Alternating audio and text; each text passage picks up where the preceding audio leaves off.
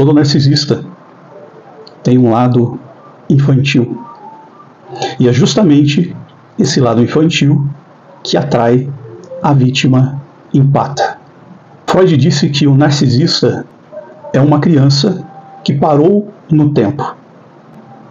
Uma criança que emocionalmente deixou de crescer.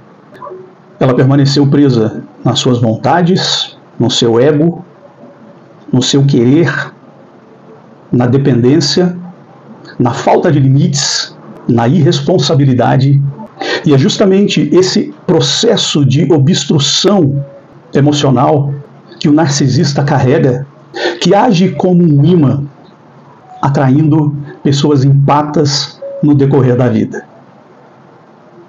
Do outro lado, nós temos o empata, o salvador, aquele que não pode ver a dor do outro, aquele que se compadece com a criança chorando, quer pegar no colo, quer levar para casa, quer comprar um doce, quer assumir a responsabilidade por ela e, se puder, quer adotá-la.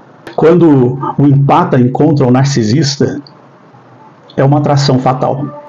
Porque a primeira coisa que o cérebro do empata faz é acionar o seu mecanismo de empatia e responsabilidade.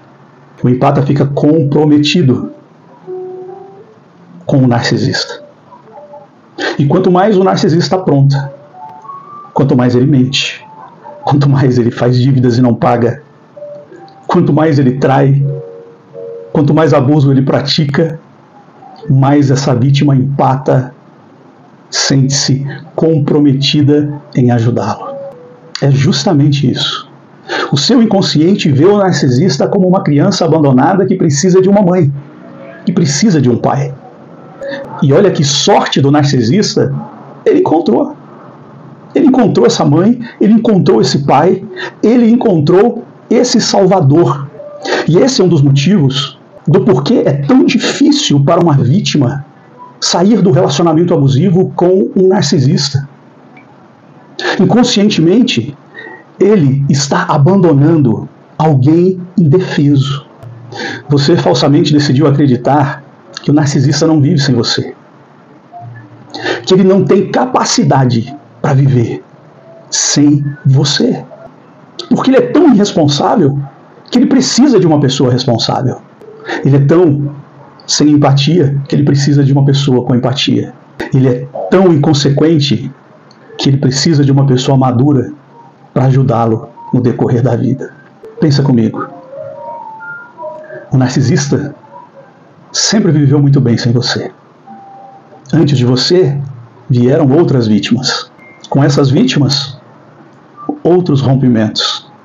E nem por isso o narcisista morreu. Aliás, narcisistas se desvinculam com muita facilidade e mudam de uma vítima para outra também com muita facilidade. Quem mais sofre no rompimento de um relacionamento com um narcisista é a sua vítima. No decorrer da relação, ele te fez acreditar que ele não pode viver sem você. E, de certa forma, o lado inconsciente obstruído do narcisista, lá na sua infância, também o faz acreditar nisso. É por isso que narcisistas sempre voltam. Porque eles encontram em cada vítima a mãe, o pai. E tem alguém melhor para cuidar de um narcisista do que um empata, que quando ele trai o perdoa, que ele faz centenas de dívidas, com promessas de que vai pagar e nunca paga.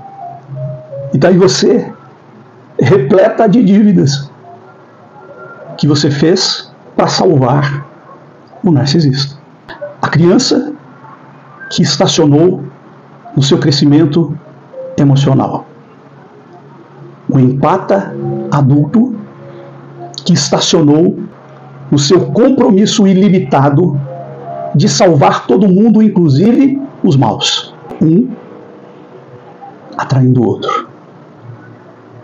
Uma relação tóxica de codependência que gera muita tristeza, muita dor e muitos prejuízos.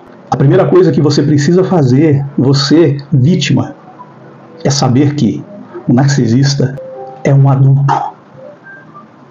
E como adulto, ele precisa assumir as suas próprias responsabilidades e as consequências por aquilo que ele faz.